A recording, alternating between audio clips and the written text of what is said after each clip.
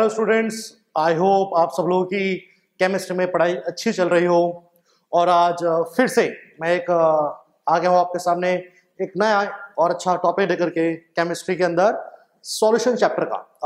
जैसे कि आप जानते हैं कि फिलहाल हम सॉल्यूशंस पढ़ रहे हैं, जो कि सीबीएसई क्लास 12 का सेकंड चैप्टर है। पहले फर्स्ट था लेकिन अब सेकंड हो गया है, जब से सीबीएसई की नई एडवाइजरी आई है कि अब सॉलिड्स दोबारा आपका 12th के सिलेबस में आ गया है, बोर्ड सिलेबस में आ गया है। जेई में और नीट में तो पहले से ही था, सो उसके लिए थोड़ा सीक्वेंस ऊपर नीचे हो गया। लेकिन फिलहाल आज हम इस वीडियो लेक्चर में फिर से बात करने जा रहे हैं एक बहुत ही इंटरेस्टिंग टॉपिक के बारे में। और जैसे कि आप देख सकते हैं मेरे पीछे टॉपिक लिखा हुआ है कॉलिगेटिव प्रॉपर्टीज। जी हाँ, तो आज हम फिर से कॉलिगेटिव प्रॉपर्टी को ही डिस्कस करेंगे, क्योंकि टॉपिक में 4 अलग अलग प्रॉपर्टीज है। तो वन बाय वन करके सारी प्रॉपर्टीज को आज डिटेल में डिस्कस करेंगे। सो चलिए टॉपिक लगाते हैं आज का। कॉलिगेटिव प्रॉपर्टी, जैसे मैंने आपको बताया स्टूडेंट्स कि 4 तरीके की होती है। फर्स्ट जो कि हम पढ़ चुके हैं ऑलरेडी, जो कि है आपकी relative lowering in vapour pressure. जी हाँ, फर्स्ट है आपकी relative lowering in vapour pressure. Last class में, इससे पिछले वीडियो लेक्चर में हमने डिस्कशन किया था इसके बारे में। और रिलेटिव लोअरिंग का जो फॉर्मूला मैंने बताया था वो था ये NB अपॉन में Na plus NB।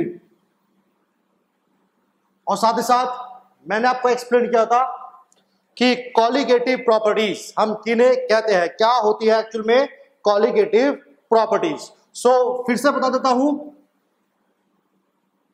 these properties depends upon the amount of the solute। Amount से मेरे कहने का मतलब है that is number of particles. जी हाँ, present in the solution. So as you can see students कि ये ऐसी प्रॉपर्टीज होती है जो किस पे डिपेंड करती है, अमाउंट पे। और इसका हमने सीधा सीधा जो फर्क या इसकी जो डिटेल्ड डिस्कशन हम लोगों ने की थी वो की थी हम लोगों ने इससे प्रीवियस वीडियो लेक्चर में, जो कि था रिलेटिव लोअरिंग के बारे में। जिन स्टूडेंट्स ने इससे पहले का वीडियो लेक्चर नहीं देखा, मैं उन्हें एडवाइस करूंगा कि प्लीज इस चैनल पे जाकर के इससे पहले वाला वीडियो लेक्चर देख लें, क्योंकि वहां से आपका basic core concept colligative property की तरफ स्टार्ट होता है। आज तो मैं सेकंड कॉलिगेटिव प्रॉपर्टी पढ़ाऊंगा, लेकिन ये फॉर्मूला कैसे आया, क्यों आया, और एज यू कैन सी इस फॉर्मूले में आप देख सकते हैं कि जो प्रॉपर्टी है, ये प्रॉपर्टी है, this is a complete property, right. ये आपकी कंप्लीट प्रॉपर्टी है स्टूडेंट्स। और एज यू कैन सी ये प्रॉपर्टी डिपेंड करती है किस पे, number of moles. Number of moles का मतलब है अमाउंट, यानी कि number of particles of solute पे ये डिपेंड करती है। अमाउंट को बदल दोगे प्रॉपर्टी बदल जाएगी। अमाउंट बदलता रहेगा तो आपको सेम सॉल्यूशन के अंदर, अगर सॉल्यूट सेम है आपका और सॉल्वेंट भी सेम है, तो अगर आप उस सेम सॉल्वेंट में अलग अलग क्वांटिटी डालेंगे सॉल्यूट की, तो हो सकता है आपको इन प्रॉपर्टीज की अलग अलग वैल्यू देखने को मिले।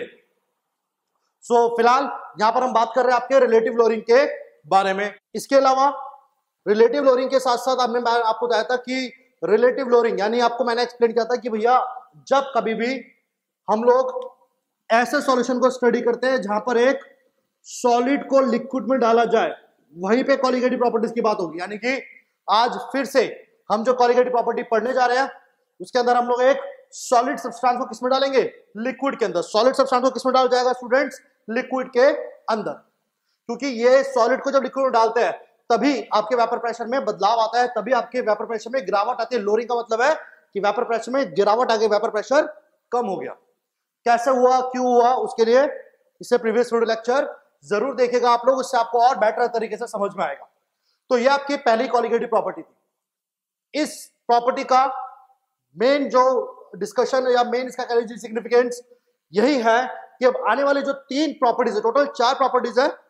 पहली तो यही है, दूसरी, तीसरी एंड द फोर्थ वन। बाकी जो प्रॉपर्टीज है स्टूडेंट्स आपकी, वो सभी का कहीं ना कहीं उन सब प्रॉपर्टीज में इसका कंसेप्ट तो लगेगा। तो आज जो हम प्रॉपर्टी डिस्कस करने जा रहे हैं, आज हम लोग सेकंड कॉलिगेटिव प्रॉपर्टी डिस्कस करने जा रहे हैं। तो उसके अंदर भी कहीं ना कहीं प्रॉपर्टी इस रिलेटिव लोअरिंग का कंसेप्ट लगेगा। और याद रखना सारी कॉलिगेटिव प्रॉपर्टीज जो मैंने बताया था आपको कौन कौन सी होती है, कॉलिगेटिव प्रॉपर्टीज आपकी होती है students. First we have relative lowering, then we have elevation in boiling point, जी, then we have depression in freezing point, और उसके बाद हमारे पास लास्ट प्रॉपर्टी आती है ऑस्मोटिक प्रेशर। जी हाँ, सो ये जितने भी कॉलिगेटिव प्रॉपर्टीज है स्टूडेंट्स, इन सभी में ये सारी कॉलिगेटिव प्रॉपर्टी है। और मतलब क्या है इन सबका यही मतलब है कि ये सारी किस पे डिपेंड करती है, आपके अमाउंट पे, सॉल्यूट के अमाउंट पे, कि कितना सॉल्यूट डाला गया है एक पर्टिकुलर सॉल्वेंट के अंदर। इन सबका वहां पर लेना देना बहुत ही ज्यादा होगा। और बाकी की जो रिमेनिंग तीनों प्रॉपर्टीज है ना स्टूडेंट्स, याद रखिएगा इन तीनों प्रॉपर्टीज में कहीं ना कहीं इसका कंसेप्ट तो लगेगा, यानी कि ये तो है ही एकदम बेसिक फाउंडेशन। कॉलिगेटिव प्रॉपर्टीज समझने की बेसिक फाउंडेशन ही ये प्रॉपर्टी है, इसको समझोगे तो आगे की कहानी समझ में आएगी। तो चलिए फिलहाल इस पर ऑलरेडी हम बहुत कुछ डिस्कस कर चुके हैं, कैसे होता है, क्या होता है, वगैरह वगैरह। समय ना बर्बाद करते हुए सीधा चलते हैं हम लोग आपकी नेक्स्ट सेकंड कॉलिगेटिव प्रॉपर्टी पे, जो कि है आपकी एलिवेशन इन बॉइलिंग पॉइंट। चलिए आज हम बात करते हैं आपके एलिवेशन इन बॉइलिंग पॉइंट के बारे में। अब एलिवेशन इन बॉइलिंग पॉइंट, चलिए तो पहले समझते हैं कि एलिवेशन क्या है और फिर समझेंगे कि बॉइलिंग पॉइंट क्या है। या चलो एक काम करते हैं, थोड़ा उल्टा करते हैं, पहले समझते हैं बॉइलिंग पॉइंट क्या होता है। पहले समझते हैं स्टूडेंट्स कि बॉइलिंग पॉइंट क्या होता है, फिर समझेंगे एलिवेशन क्या मतलब निकलता है, राइट। चलिए अब boiling point, I am sure ऐसा तो नहीं है कि पहली बार सुन रहे हैं, सुनते आ रहे हैं बचपन से, कुछ नई बात नहीं है, लेकिन यहां पर एक्चुअल कंसेप्ट पता होना चाहिए। आप में से काफी स्टूडेंट्स के दिमाग में बॉइलिंग पॉइंट की जो परिभाषा, जो डेफिनेशन है, वो यही होगी कि it is a temperature at which a liquid start boiling और the liquid start converting into vapours. कि ऐसा टेम्परेचर जहां पे आपका लिक्विड वेपर में कन्वर्ट होना शुरू कर दे, उसे आप लोग कहते हैं बॉइलिंग पॉइंट। लेकिन नहीं स्टूडेंट्स, ये नर्सरी केजी की डेफिनेशन हमें यहाँ पे यूज नहीं करनी है, हमें यहाँ पे यूज करनी है एक्चुअल कॉन्सेप्ट कि क्या हो रहा है बॉइलिंग पॉइंट के टाइम पे। यानी कि मैं बात कर रहा हूं कि वाटर की अगर मैं बात करूं तो वाटर में ऐसा क्या होता है कि वाटर 100 डिग्री पे आते ही बॉयल कर जाता है। 100 डिग्री पे ही क्यों बॉयल कर रहा है, 100 डिग्री पे उसका वेपराइजेशन क्यों स्टार्ट होता है, 99 पे स्टार्ट नहीं होता, 101 पे स्टार्ट नहीं होता, 100 पे ही क्यों? तो इसका कारण जानते हैं, ऐसा क्या होता है। तो बॉइलिंग पॉइंट में बताया तो सभी लोगों को कि बॉइलिंग पॉइंट होता क्या है। लिखते रहिएगा सब लोग अपने रजिस्टर पेन वगैरह में बॉइलिंग पॉइंट। तो याद रखिएगा, it is the temperature at which the vapor pressure of a liquid become equal to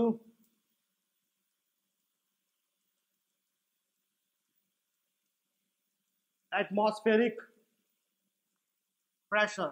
जो कि क्या होता है स्टूडेंट्स, आप सभी लोग जानते हैं एटमॉस्फेरिक प्रेशर की बात हो रही है, यानी कि 1 atm की बात हो रही है। जी हाँ, तो क्या है ये, एक ऐसा टेम्परेचर जहां पर क्या होगा स्टूडेंट्स, आपके सब्सटेंस का वेपर प्रेशर किसके इक्वल हो जाएगा, आपके एटमॉस्फेरिक प्रेशर के। बिल्कुल सही। तो यहां पर कंपैरिजन है एटमॉस्फेरिक प्रेशर का और आपके किसका, और आपके what do we call vapour pressure of a liquid का।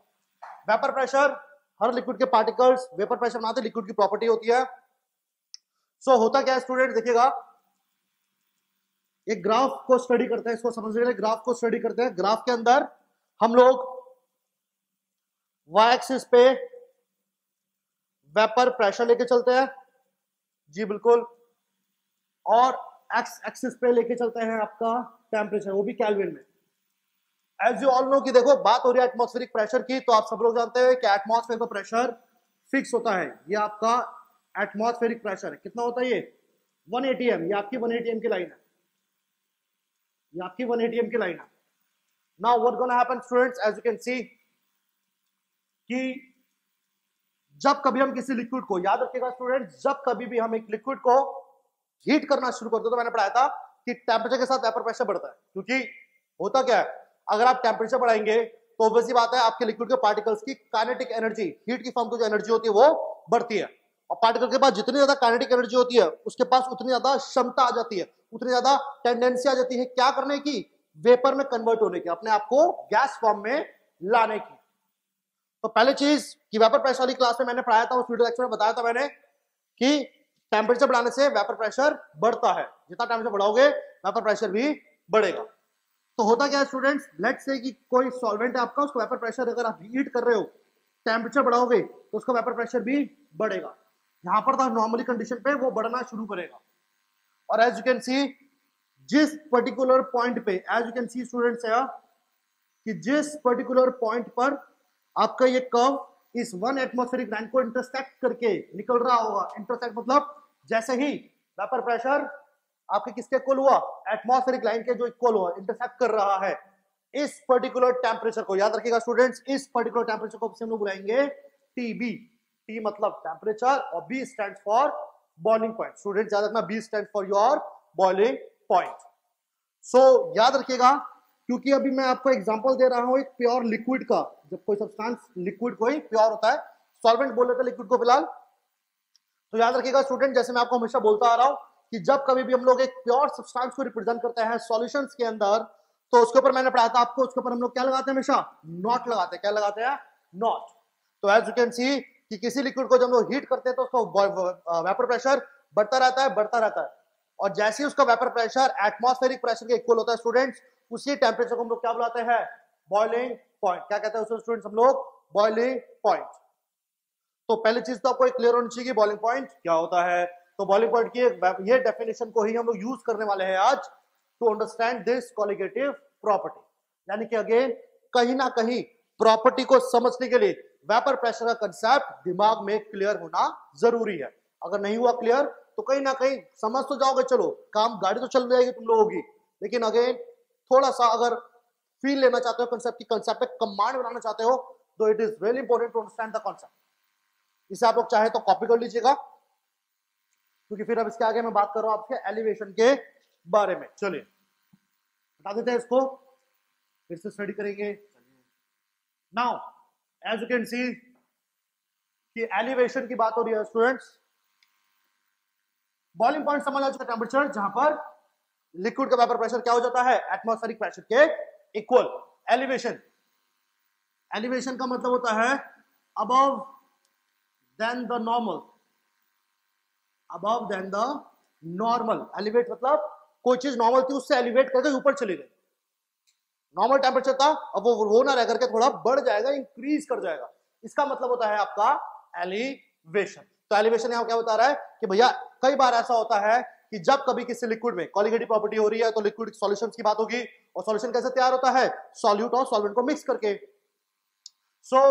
कभी कभार ऐसा देखा जाता है, सॉल्यूशन कभी कभार देखा जाता है हमेशा कि जब कभी किसी लिक्विड में हम लोग एक सॉल्यूट डाल देते हैं तो उसका बॉइलिंग पॉइंट एलिवेट कर जाता है। एलिवेट का मतलब नॉर्मल स्टेट से, प्योर स्टेट से बॉइलिंग पॉइंट इंक्रीज कर जाएगा। अब कंसेप्ट ये समझने वाला है कि इंक्रीज करा तो क्यों करा, इंक्रीज करा तो क्यों करा और कैसे करा, ये समझने वाली यहां पर बात है। तो चलिए फिलहाल डिस्कस करते हैं इसके बारे में। चलिए स्टूडेंट्स अब देखते हैं, ग्राफ के थ्रू देखते हैं इस प्रॉपर्टी को कि क्या प्रॉपर्टी क्या बताना चाहती है। तो अगेन सेम ग्राफ प्लॉट करते हैं हम लोग, टेम्परेचर वर्सेस वेपर प्रेशर के, right. As I told you atmospheric pressure same रहेगा, इसमें कोई चेंज नहीं आएगा, ओके।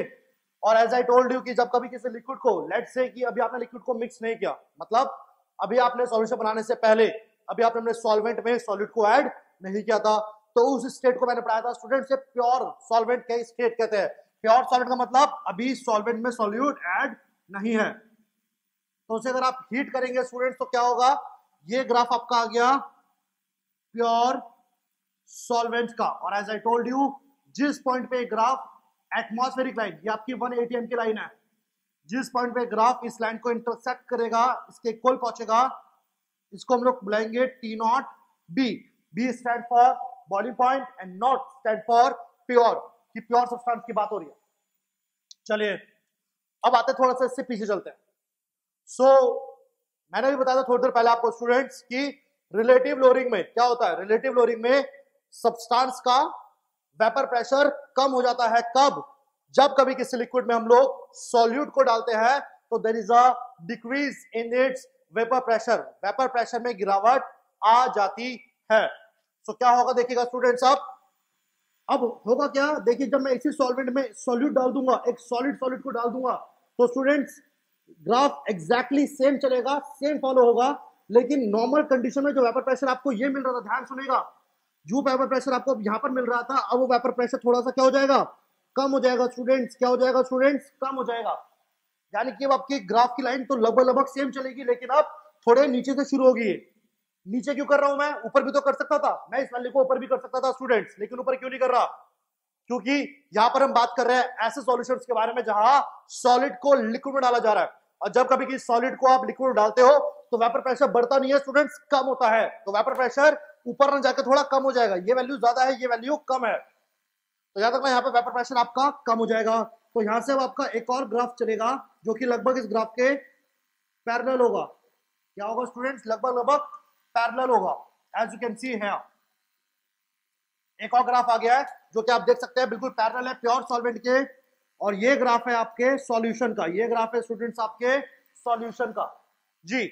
और एज यू कैन सी कि जैसे ये ग्राफ आपके, एज यू कैन सी कि यहाँ पर आपका सॉल्वेंट यहाँ पर इंसेक्ट कर रहा था, लेकिन देखिए सॉल्यूशन बनते ही अब ये ग्राफ 1 एटमॉस्फेरिक वाली लाइन को थोड़ा आगे जाकर इंटरसेक्ट करेगा, थोड़ा सा आगे जाकर इंटरसेक्ट करेगा।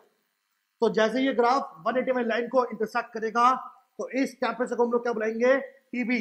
अब यहाँ पे नॉट नहीं लगाएंगे, क्यों? क्योंकि ये है आपके सॉल्यूशन का, as you can see solution का कॉरेस्पॉन्डिंग टेम्परेचर है स्टूडेंट्स, तो ये कहलाएगा आपका सॉल्यूशन का बॉइलिंग पॉइंट, और ये कहलाएगा आपके प्योर सॉल्वेंट का बॉइलिंग पॉइंट जी। तो आई होप इतनी बात समझ आ रही होगी। तो आप देख सकते हैं कि दोनों ग्राफ लगभग सेम ही चल रहे हैं, लेकिन अब हुआ क्या है कि जो पहले प्योर सॉल्वेंट इतने टेम्परेचर में बॉइल कर रहा था, अब वो इतने पे जाके बॉइल करेगा। और आप सब लोग जानते हैं, आपने 11th क्लास की फिजिक्स में पढ़ा भी होगा कि अगर आपको ये इंक्रीमेंट निकालना है, if you need to calculate this increment, अगर आपको ये जो टेम्परेचर चेंज निकालना है डेल्टा टीबी, तो कैसे निकालेंगे इसको हम लोग? इसके लिए आपको बड़े में से, एज यू कैन सी, बड़े में से क्या करना पड़ेगा?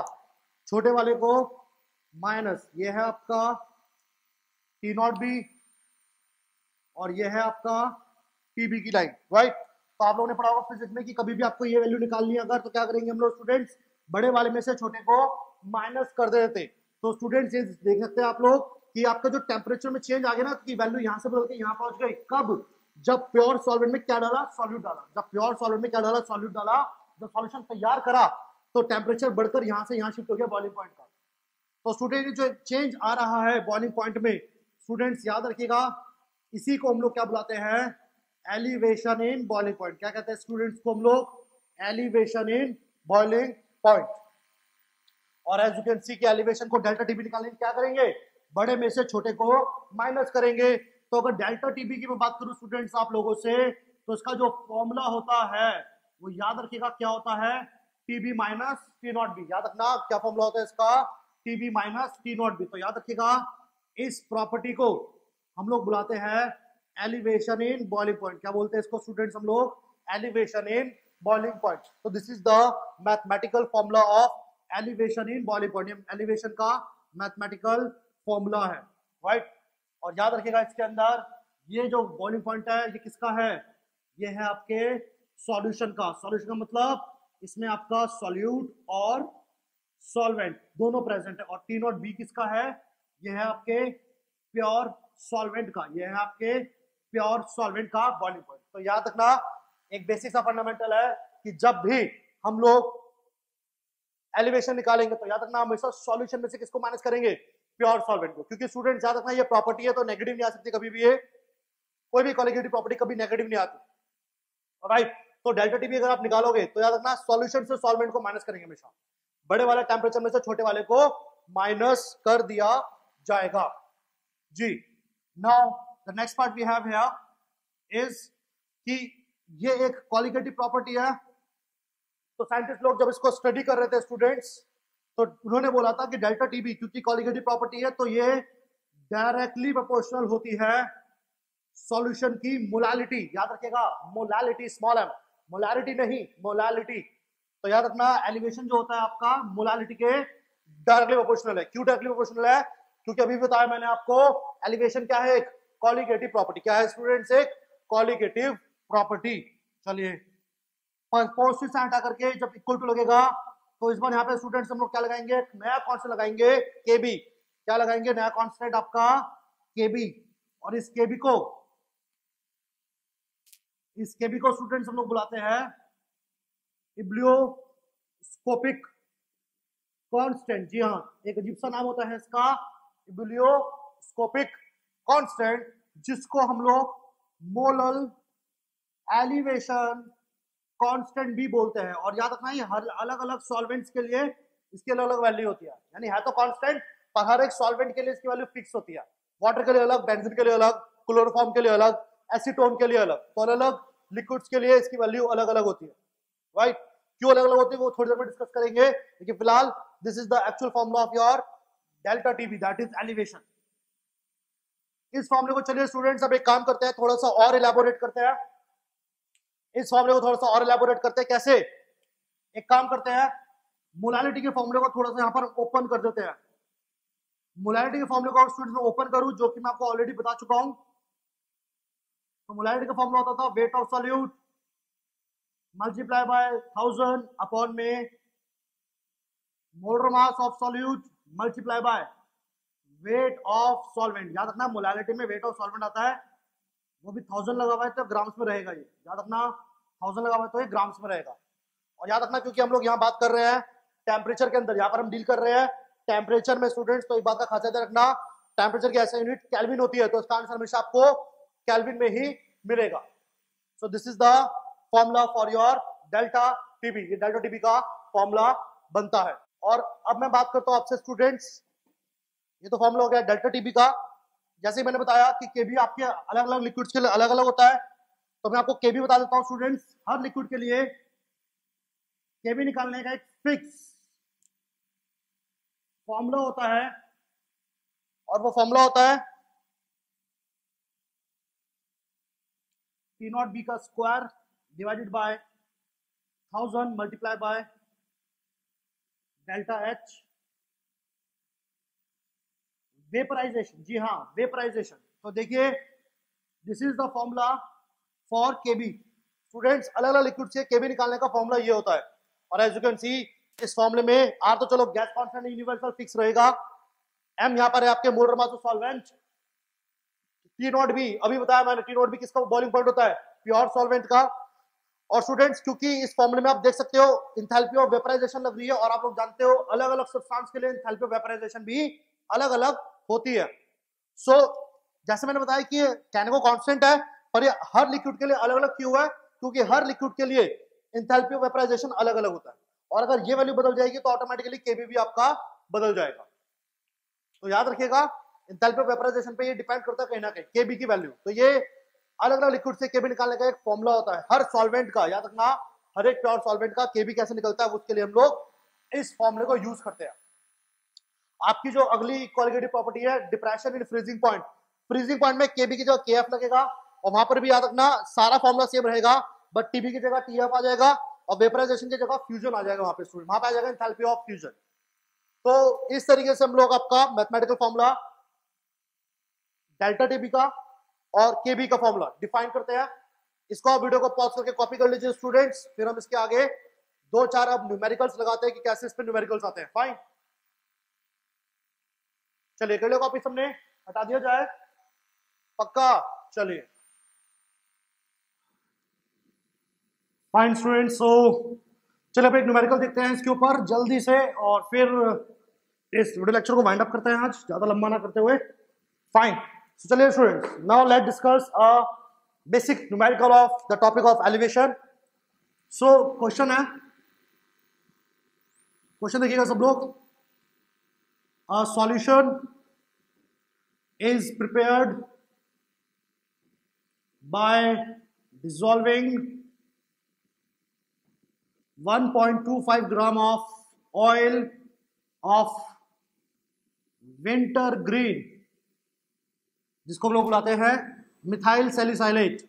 जी हाँ, मिथाइल सैलिसाइलेट एक कंपाउंड होता है ऑर्गेनिक का। जब ऑर्गेनिक पढ़ेंगे तो पता चलेगा इन 99 gram of benzene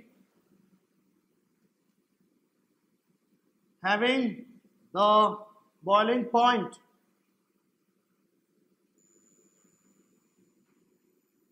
of 80.31 degree Celsius, 80.31 degree Celsius. Calculate the molar mass of oil of wintergreen. जी हाँ, विंटर ग्रीन बताना चाहूँ मैं आपको, कंपाउंड है एक, जिसको यहाँ पर सॉल्यूट माना गया है स्टूडेंट्स, और यहाँ पे आपको उसी का फॉर्मूला निकालना है। फाइन, सो चलिए जी, एक चीज और लिख लीजिएगा यहाँ पर, गिवन है आपको के भी गिवन है आपको बेंजीन का, दैट इज 2.53, और आपको मोलर मास गिवन है बेंजीन का, सॉरी बॉइलिंग पॉइंट आपको बेंजीन का T0B गिवन है, दैट इज 80.10 डिग्री सेल्सियस। तो देखिए students, as I told you कि टेम्परेचर की ऐसा यूनिट होती है केल्विन, तो हमेशा टेम्परेचर को केल्विन में रखना मत भूलिएगा, राइट। तो वीडियो को आप चाहे तो पॉज करके कॉपी कर लीजिएगा और पॉज करके ट्राई करें, क्योंकि फिर इसको मैं सॉल्व करना शुरू करूंगा। चलिए, सो आगे देखिए क्लास, देखते हैं न्यूमेरिकल को। So now let's see, firstly students जो फॉर्मूला लगेगा देखिए, पहले निकालना है डेल्टा टीबी, क्योंकि आप देख सकते हैं इस बार आपको सॉल्यूशन का बॉइलिंग पॉइंट और सॉल्वेंट का बॉइलिंग पॉइंट गिवन है, फॉर्मूला था टीबी माइनस T0B। और देखिए, सॉरी, पहले आपको अपना टेम्परेचर को स्टूडेंट्स केल्विन में कन्वर्ट करना होगा, याद रखिएगा भाई, केल्विन में कन्वर्ट करे बिना सॉल्व मत करना, वरना मार्क्स कट जाएंगे। That is out to be 353.31 kelvin, और ये आपका बन जाएगा T0B कितना आपका 80 पॉइंट हाउ मच 1, तो that is plus 273, that is out to be 353.10 kelvin. यहां से आपका डेल्टा टीबी आ जाएगा students 353.31 minus 353.10, that is out to be 0.21 kelvin. देखिए, तो चेंज इन टेम्परेचर होता है ना स्टूडेंट्स, याद रखिएगा, चेंज इन टेम्परेचर जो होता है वो चाहे डिग्री सेल्सियस में ले लो या केल्विन में माइनस कर लो, वो सेम ही रहता है, पर कन्वर्ट करना जरूरी है, क्योंकि सारी कैलकुलेशन केल्विन में रखोगे तभी आंसर निकल पाएगा। फाइन, तो ये आपका आंसर आ गया केल्विन में। चलिए अब फॉर्मूला लगा देते हैं स्टूडेंट्स। फॉर्मूला था आपका wait of solute multiply bye KB multiply by 1000 upon molar mass of solute multiply by weight of solvent. Students, ये क्वांटिटी आपको पूछी गई है, आपसे मोलर मास का पूछा गया है, तो एक काम करते हैं, मोलर मास को यहाँ और डेल्टा टीबी को हम यहां पर ले आते हैं। तो फॉर्मूला जो बनेगा फाइनली वो बनेगा वेट ऑफ सॉल्यूट कितना आपके पास 1.25 मल्टीप्लाई बाय केबी कितना गिवन है आपको 2.53 मल्टीप्लाई बाय 1000 अपॉन में 0. डेल्टा टीबी आया हमारे पास 0.21, और वेट ऑफ सॉल्वेंट कितना स्टूडेंट्स 99। आप लोग देख सकते हैं न्यूमेरिकल को देख करके सारी वैल्यूज आपको गिवन है यहाँ पर जी, सारे वैल्यूज को पुट करेंगे, सॉल्व करेंगे, तो ये अप्रोक्सीमेटली सब कुछ कट कटा करके अप्रोक्सीमेटली स्टूडेंट से देख लीजिएगा आप लोग 152 ग्राम पर मोल, याद रखना 152 ग्राम पर मोल आ जाएगा, जो कि आपका क्या है मोलर मास ऑफ सॉल्यूट, जो कि क्या है स्टूडेंट्स आपका मोलर मास ऑफ सॉल्यूट। तो यही पूछा गया था आपसे न्यूमेरिकल में। फाइन, तो सॉल्यूशन और इसका आंसर आप कॉपी कर लीजिएगा, क्योंकि अब इसको उठाकर फिर हम एक और न्यूमेरिकल देखते हैं। कर लिया स्टूडेंट्स, चलिए हटा देते हैं। फाइन, तो चलिए अब एक और न्यूमेरिकल लगाते हैं, अब देखिएगा।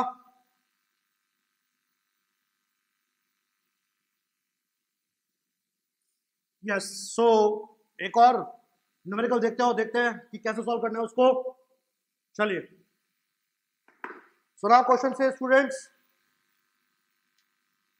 a solution of glycerol C3H8O3 C3H8O3 in water was prepared by adding enough glycerol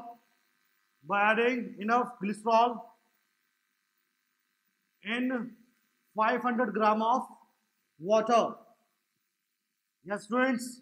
Next we have the boiling point of solution is 100.42 degrees Celsius. Calculate the amount of glycerol present in the solution. और इसके अलावा आपको given है केबी of water आपको given है student, that is 0.512, ये आपको given है ऑलरेडी, राइट। और वाटर का बॉइलिंग पॉइंट आप जानते हैं 100 डिग्री होता है। सो अगेन स्टूडेंट देख सकते हैं आप लोग, इस बार फिर से आपको सॉल्यूशन का बॉइलिंग पॉइंट दे रखा है, दैट इज 100.42 डिग्री सेल्सियस, जिसको अगेन हम लोग कन्वर्ट करेंगे केल्विन में, that is out to be how much, that is out to be 373.42 degree Celsius. और वाटर का, प्योर वाटर का boiling point that is T0B, ये आपको पता होता है, दैट इज 100 डिग्री सेल्सियस। इसको भी आप कन्वर्ट करेंगे केल्विन में, दैट इज 373 केल्विन। दोनों को माइनस करा जाएगा तो फाइनली जो आपका आंसर आएगा, एज यू कैन सी कि मैंने बताया था कि टेम्परेचर को चाहे डिग्री सेल्सियस माइनस करिए चाहे केल्विन में माइनस करे स्टूडेंट, आंसर सेम रहता है, लेकिन केल्विन में रख करके ही सॉल्व करोगे तो ज्यादा बेटर होगा। ऑलराइट स्टूडेंट्स, चलिए और क्या गिवन है आप लोगों को, केबी ऑफ वाटर आपको गिवन है, that is 0.512 and you have weight of water that is how much 500 grams. और साथ ही साथ आपको ग्लिसरॉल का मास निकालना पड़ेगा। जी हाँ, इस बार मास ऑफ ग्लिसरॉल आपको गिवन नहीं है, that is to be 12 into 3 plus 8 into 1 plus 3 into 16। तो ये आपका बन गया कितना, 36 plus 8 plus आपका 48। Students that is out to be how much, ये आपका आ जाएगा 60 plus 2 and 2 10 और यहां से आपका रह गया ये कितना बच गया, 92 के अप्रॉक्स। यस स्टूडेंट्स, जी हाँ,